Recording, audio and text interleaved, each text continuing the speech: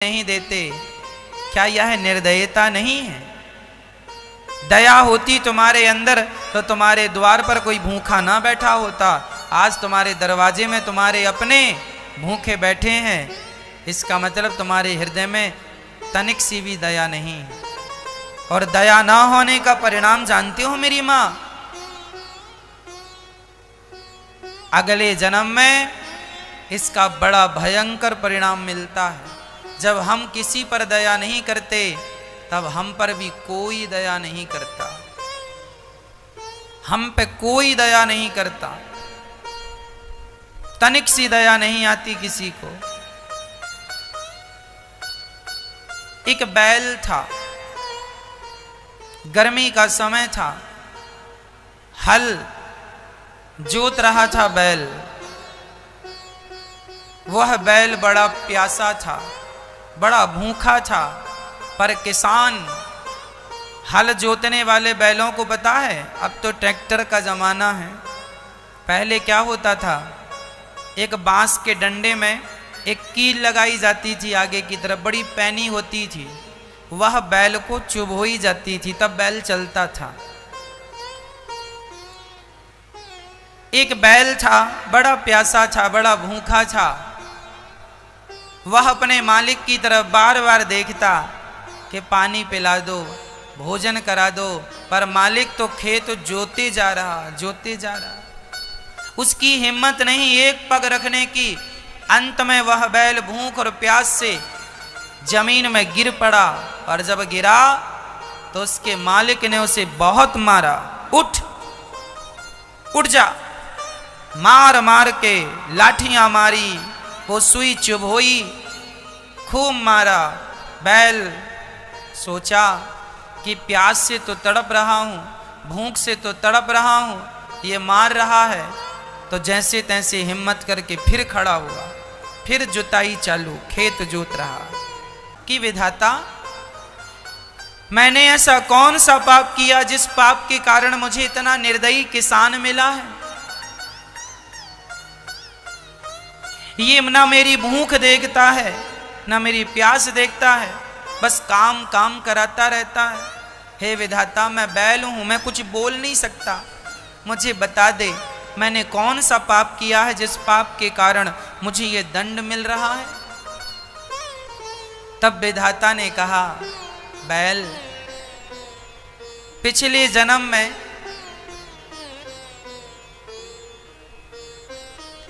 तू इस किसान का बड़ा भाई था, बड़ा भाई था इसका।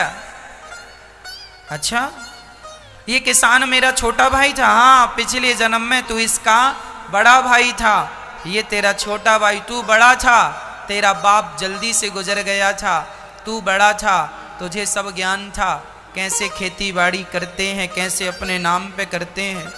छोटा भाई तेरा कुछ ज्यादा ही छोटा था, भोला था, सरल था, सीधा था। तूने सारी प्रॉपर्टी कब्जा कर ली, अपने नाम कर लिया, और अपने छोटे भाई को फूटी कौड़ी नहीं दिया। तेरा भाई भूखा रहा करता था, तो उससे कहा करता था, भाई वो खेत मुझे दे दे, पिता का है, थोड़ा सा तो हो, तो तू घर से निकाल देता था, चला आया खेत मांगने। तेरा भाई भूखा सोता था, भूखा, उसके पास कोई साधन नहीं था, न पानी पी सकता था बढ़िया सा, शुद्ध पानी नहीं था, प्यास लगे तो वो नल जाता था, वहां पी के आता था। बर्तन तक खरीदने के पैसे नहीं थे कि माटी का एक घड़ा खरीद लाए। कभी कभी प्यासा सो जाता था कि चलो अब कौन रात्रि को पानी पीने जाए, घड़ा खरीदने की हैसियत नहीं थी। और तू बड़ा हलवा पूड़ी छानता था, उसकी संपत्ति पर तूने कब्जा कर लिया, और उसे बड़ा सताया था तूने, उसे बड़ा कष्ट दिया था तूने। वही तेरा भाई इस जन्म में तू बैल बन के आया, और वह अब खेतों का मालिक बना है, और तुझे बैल बना के अपने खेत जुतवा रहा। भूखा प्यासा रखता है। क्यों रखता है? क्योंकि ये पिछले जन्म का हिसाब किताब चल रहा है। इसलिए हम कहा करते हैं किसी को दोष ना दिया करो। जब आपके जीवन में कष्ट आए, संकट आए, विपत्ति आए, तो समझ लेना कि आपके किए हुए कर्मों का फल मिल रहा है। इस जन्म में ना सही, किसी जन्म में सही, तो मैंने जो अपराध किए हैं, जो पाप किए हैं, वह तो भोगना ही पड़ेगा। इसलिए हम कहा करते हैं मैया जी दया करना जरूरी है। आजकल ना सगा भाई निर्दयी हो गया है। आज अपना सगा भाई जो एक माँ से जन्म लिए हैं, वो अपना भाई अपने भाई पे दया नहीं करता। छोटा भाई भूखा प्यासा मरता रहता है, किसी का छोटा भाई तो किसी का बड़ा भाई। और तुम बड़ा अच्छा खाते पीते हो तो लोग अपने भाई की तरफ देखते नहीं, ये नहीं कि थोड़ा सा उसका सपोर्ट कर दें, उसकी भी व्यवस्था करवा दो। अरे भाई तुम सामर्थ्यवान हो तो तुम्हारा धर्म है कि उसका सपोर्ट करो। इसलिए दया जरूरी है, दया धर्म का मूल है। अत्याचार ना करो किसी पर, अनाचार ना करो। तुमने व्यर्थ में, ध्यान से सुनना मेरी माँ, तुमने फिजूल में व्यर्थ में किसी के गाल में एक थप्पड़ भी मारा होगा ना, तो उस एक थप्पड़ का हिसाब ईश्वर की डायरी में नोट है कि तुमने मारा है। अब तुम्हें भी किसी प्रकार वो पड़ेगा, किसी और के द्वारा तुम्हें पड़ेगा। तुमने किसी को गाली दी ना फिजूल में, किसी का दिल दुखाया है ना। शब्द कभी नष्ट नहीं होते। हमने जो शब्द कह दिए वो ब्रह्मांड में गूंजते रहते हैं। शब्द कभी नष्ट नहीं होता, याद रखना। होता है जैसे पानी कभी नष्ट नहीं होता। पानी आपने स्नान कर लिया, स्नान का पानी जाके नाले में, बड़ी नदी में, नदी समुद्र में, वो नष्ट नहीं हुआ। यदि पानी तुमने धूप में रख दिया तो भाप बन के उड़ गया, नष्ट नहीं हुआ, वो वाष्पीकरण हो गया, वो फिर बरसेगा। जैसे पानी कभी नष्ट नहीं होता, उसका विनाश होता ही नहीं, हाँ या ना। उसी तरह तुम्हारे शब्दों का, तुम्हारे व्यवहार का, तुम्हारे अच्छे और बुरे कर्मों का कभी नाश नहीं होता, वो भोगने पड़ते हैं। नाश तब हो सकता है जब आप पूर्ण रूप से अपने आप को भगवान के चरणों में समर्पित कर देंगे। जब आप अपने आप को भगवान के चरणों में समर्पित करेंगे तो आपके पाप पुण्य भी भगवान के चरणों में जाके नष्ट हो जाएंगे और आपका मोक्ष हो जाएगा। पाप पुण्य की जो बेड़ियां हैं, उन बेड़ियों से, उन बंधनों से यदि मुक्त होना चाहते हैं तो आज ही अभी अपने आप को भगवान के चरणों में समर्पित कर दो। एक सांप था, सांप, सर्प। आपको पता है सर्प को यदि चोट लग जाए और उसके शरीर से रक्त निकल जाए, खून निकल आए, तो उसके शरीर में चींटियां लग जाती हैं। पता है आपको? यदि सांप को कोई चोट लग जाए ना, थोड़ी सी भी खरोंच लग जाए, खून आ जाए, तो सांप को चींटियां लग जाती हैं। और चींटी लगती हैं तो चींटियां उसे खाने लगती हैं, जिंदा सांप को। सांप बहुत कोशिश करता है चींटियों को झड़ाने की, झड़ा नहीं पाता। एक सांप था, बूढ़ा हो गया था। एक बार किसी ने पत्थर फेंका तो वो सांप को लगा, और सांप को लगने से वो सांप को घाव हो गया। घाव होने से सांप एक तो बूढ़ा हो गया, ज़्यादा तेज चल नहीं पाता, और घाव और हो गया। तब सांप को बहुत सारी चींटियां लगने लगी, और चींटियां लगी ना तो सांप तड़पने लगा। वो बार बार मुंह से अपने चींटियों को झड़ाए, पर कितनी झड़ाए? चींटियां तो चींटियां बहुत सारी हैं।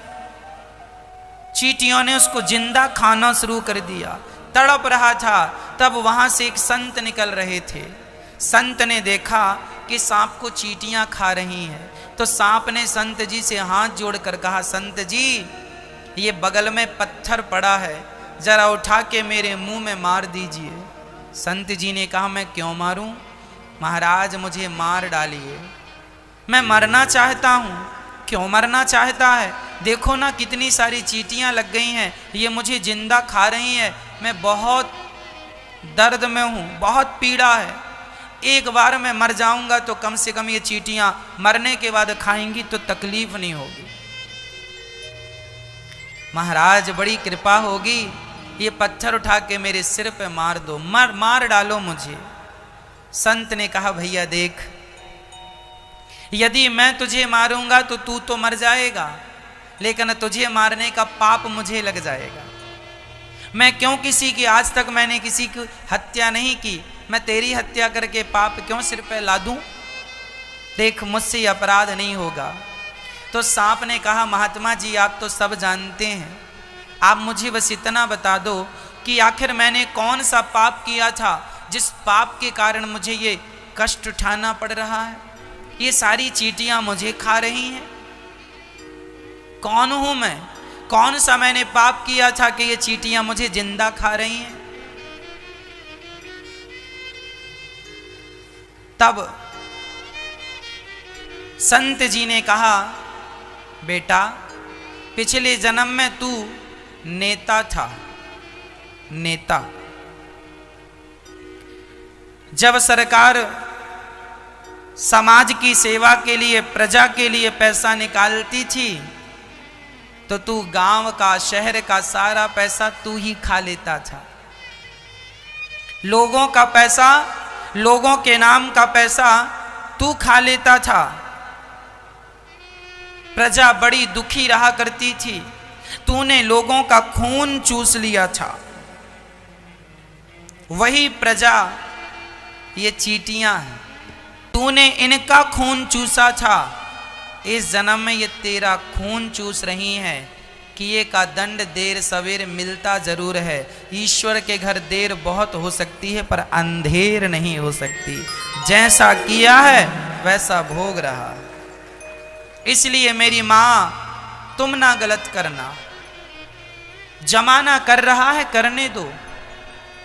वो अज्ञानी है, वो ना समझ है, आप तो समझदार हैं, आपको तो ये ज्ञान है। इस दुनिया में कोई भी दुख पाता है तो वह अपने कर्मों के कारण पाता है। सुख पाता है तो आपके अच्छे कर्मों के कारण। आपने किसी जन्म में अच्छे पुण्य किए थे जिसका परिणाम इस जन्म में आप सर्वगुण संपन्न है, अर्थात सुखी हैं। भगवान ने धन भी दिया है, पद भी दिया है, प्रतिष्ठा भी है, सब थोड़ा थोड़ा ईश्वर ने दे रखा है। खाने को रोटी है, पहनने को कपड़े हैं, रहने का घर है, समाज में नाम है, ये सब तुम्हारे पुण्य से मिला है, किसी जन्म के पुण्य से। यदि तुम्हें आज गरीबी मिली है तो ये भी तुम्हारे कर्मों का ही दंड है। तुमने जो पाप किया है उस पाप का फल तुम्हें इस जन्म में गरीबी के रूप में उठाना पड़ रहा है। पर कोई बात नहीं, गरीबी अमीरी जो है जो पिछले जन्म में किया था सो अब मिल रहा है। अब अच्छा करते चलो ताकि अगला अच्छा हो। आज लोग एक एक रोटी को तरस रहे हैं, सब अपनी अपनी करनी का फल भोग रहे हैं।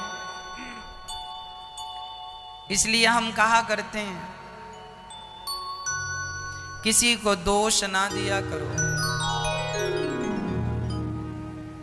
किसी को दोष देने से कोई फायदा नहीं। हम अपने धर्म का पालन करें, भगवान के चरणों में समर्पण करें और पापों से बचें।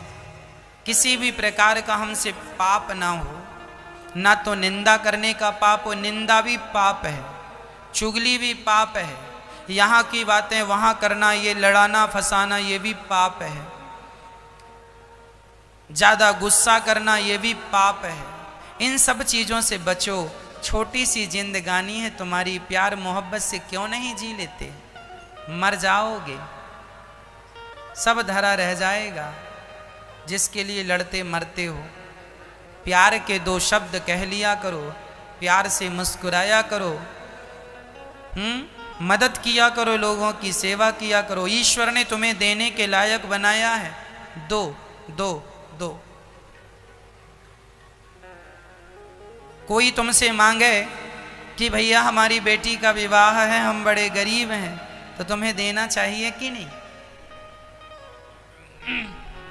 देना चाहिए, देना चाहिए।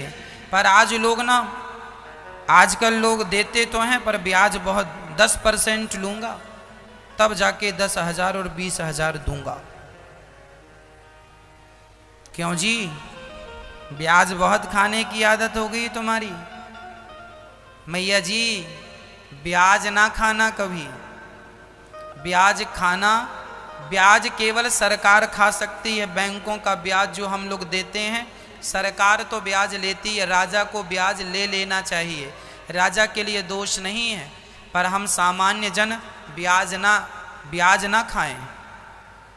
हम किसी की सेवा करने, आज कोई हमसे कहे महाराज हमारी बेटी का विवाह है और फलाना व्यक्ति अपने गांव के बड़े आदमी के पास एक गरीब आदमी गया, भैया जी हमारे बेटी का विवाह है, 4 दिन बाद बारात आनी है, जरा 20,000 की ज़रूरत है, जरा दे दीजिए। बड़े आदमी ने मूँछों में हाथ रखते, क्यों जी 20,000 चाहिए? 10% लूँगा।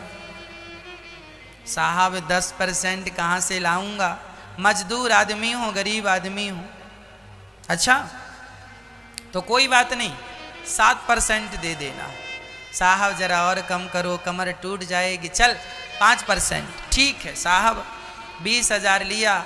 20,000 का बेचारा मजदूरी करता करता तुम्हारा कर्जा चुका रहा है। कई बार तो ऐसा हुआ है कि 20,000 लोगों ने दिए और उसने 20,000 दे दिए, फिर भी 20,000 बाकी है। ऐसा होता है। हमने आपसे 20,000 लिए बेटी के विवाह के लिए और हमने आपका 20,000 चुका दिया, फिर भी अभी 20,000 बाकी है।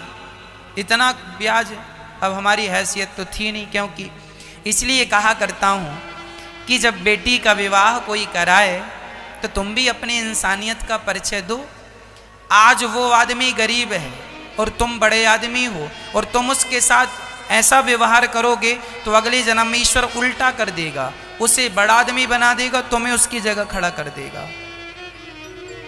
इसलिए इंसानियत का परिचय दो। पैसा ही पैसा क्या करोगे? बांध के ले जाओगे? अरे किसी के विवाह में तो आप यूं ही अपनी श्रद्धा से दे दो, चल भाई 2-5 हजार तो हमारी तरफ से यूं ही ले जा, और ले जा 20,000 पर ब्याज मत देना। जो ले जा रहा मूलधन दे देना, हमें ब्याज नहीं चाहिए। ये इंसानियत। इंसानियत का परिचय कब दोगे? पैसे कमाते रहोगे। इसलिए किसी को सताओ मत, कष्ट मत दो। यदि किसी ने 20,000 आपसे लिए हैं और उसने 20,000 चुका दिए और 5,000 एक्स्ट्रा भी दे दिए, तो भाई अब उसका माफ करो। तुम माफ नहीं करोगे तो ईश्वर तुम्हें माफ नहीं करेगा। जो तुम बड़ा ब्याज खा रहे हो ना, फिर ईश्वर जब अपना ब्याज चालू करेगा तुम चुका पाओगे। एक सिलेंडर ऑक्सीजन कितने की आई? अभी कोरोना काल में आप लोगों को रेट पता चला है। एक सिलेंडर ऑक्सीजन कितने का था? बोलो। 50 हजार का बिका है एक सिलेंडर। इसी कोरोना काल में लोगों ने खरीदा है। उस सिलेंडर में कितनी ऑक्सीजन होती है? मात्र 10 घंटे की। बड़ा सिलेंडर है तो छोटा है तो 5 घंटे की ऑक्सीजन है। 10 घंटे की ऑक्सीजन, चलो मैं 12 घंटे की बोल रहा हूं। 12 घंटे की ऑक्सीजन 50,000 की। 50,000 चलो छोड़ो, यदि 12 घंटे की ऑक्सीजन 10,000 की भी लोगों ने खरीदी, 10,000 की, अभी कोरोना काल में 50,000 की बिकी है, पर मैं 50,000 नहीं बोल रहा हूं, मैं 20,000 10,000 बोल रहा हूं। यदि 12 घंटे की ऑक्सीजन यदि 12,000 की भी मिली, तो जब से जन्म लिए हो आप तब से कितने घंटे की ऑक्सीजन ले लिए हो? क्या इस ऑक्सीजन का आज तक तुमने कोई मूल्य चुकाया है परमात्मा को? कहां से ले रहे हो? डॉक्टर की ऑक्सीजन लेते हो ना तो पैसा देना पड़ता है, और ईश्वर की ले रहे हो, क्या पैसा दिया? कुछ भी नहीं दिया। अरे पैसा ना दो, उस ऑक्सीजन के बदले तो कम से कम उस ईश्वर को हाथ जोड़ के उसका धन्यवाद ही दे दो कि विधाता आपका बहुत बहुत धन्यवाद जो आपने इतना दिया। लोग धन्यवाद ना देकर शिकायत करते हैं तुमने क्या दिया? जो दिया है कम नहीं है। आज सवेरे जब मैं बंदरों को चने खिला रहा था, केला खिला रहा था, मैं रोज ही बंदरों को जब केला खिलाता हूं, मैं रोज गौर से देखता हूं, ये बंदर जो हैं एक एक मुट्ठी चने के लिए भागते हैं, केला खाते हैं, अच्छा लगता है इन बंदरों को। एक बंदर दूसरे बंदर को काट देता है, उसे खून निकल आता है, घायल हो जाता है। तब मैं उन बंदरों को देखता हुआ ईश्वर से कहने लगा, विधाता कितनी बड़ी कृपा की है आपने हम पर कि हमें बंदर नहीं बनाया, हमें जानवर नहीं बनाया, परलोक सवारने का ये जो अवसर दिया है ईश्वर ने, ये जो मनुष्य का तन दिया है, कभी बंदरों को देखा करो, कभी कुत्ते बिल्ली को देखा करो। वो लोग पानी बरसता है तो यहाँ वहाँ छिपते फिरते हैं, ना उनके पास पहनने को कपड़े हैं, ना खाने की व्यवस्था है। तुम मनुष्य हो, कितने बुद्धिमान हो, कितने समझदार हो, अपने लिए कपड़े बना लेते हो, अपने लिए घर बना लेते हो। वो पक्षी, वो पशु, क्या जीवन है उनका, जरा उनके जीवन से अपने जीवन को मैच करके देखिए, कंपेयर करके देखिए। ईश्वर ने तुम्हें कितना सुखी बनाया है, कितना समझदार बनाया है, लेकिन फिर भी तुम इतने समझदार हो कि इतना सुंदर शरीर पाके फिर भी बंदर भालुओं की तरह लड़ते रहते हो, झगड़ते रहते हो। बंदर एक बंदर दूसरे बंदर को मारता रहता, काटता रहता, इतना जोर से काटता है उसकी चमड़ी फट जाती है, खून आ जाता है। ये बंदर की योनि क्या है? यह अपने कर्मों का फल ही है। ये मनुष्य का तन पाकर भी यदि बंदरों की सी हरकत करोगे तो समझदार नहीं कहलाए जाओगे। ये तो समझदारी नहीं है ना। देखो ये छोटा सा बंदर है, देखो जरा ये बैठा है, देखो इसके पीठ में किसी बंदर ने काटा है, इतना भयंकर काटा, ये इतना छोटा है लेकिन इसकी चमड़ी बिल्कुल फटी। आज मैंने इसी को देखा है। ये बंदर एक दूसरे को काटते रहते हैं, छीनते रहते हैं, जोर से काट देते हैं, इनकी चमड़ी कोमल, ये देखो ये काट दिया। इनके पास समझदारी नहीं है। इनके पास यदि समझदारी होती तो ये लड़ते क्यों, झगड़ते क्यों? पर आप और हम भी यदि लड़ें झगड़ें तो फिर हम भी बंदर ही तो कहलाएंगे। इसलिए मेरी माँ, आप लोगों से बस इतना कहूँगा कि ये जो तुम्हारा मनुष्य का शरीर है ना, यही सबसे कीमती है। कुत्ता बिल्ली से पूछो, वो चाहते हैं कि ईश्वर हमें एक बार मनुष्य बना दो। तुम जब बिल्ली बनोगे ना, मनुष्य की जगह बिल्ली और बंदर और जमाना की चीजें बनोगे, मच्छर मक्खी बनोगे, तुम भी तड़पोगे मनुष्य बनने के लिए। लेकिन जब तुम मनुष्य बनते हो तो उल्टे सीधे काम करने लग जाते हो। समझते नहीं हो कि मनुष्य का शरीर विधाता ने दिया किस लिए है, क्यों पाया है हमने। हम भी लड़ते झगड़ते रहते हैं, निंदा चुगली कपट छल करते रहते हैं, इसलिए दिया है। मत गवाओ, बहुत बड़ा नुकसान कर रहे हो। श्री सुखदेव भगवान कहते हैं, राजन सुनो, मनुष्य का धर्म है दया करना। भगवान के 24 अवतारों का वर्णन भागवत जी में है।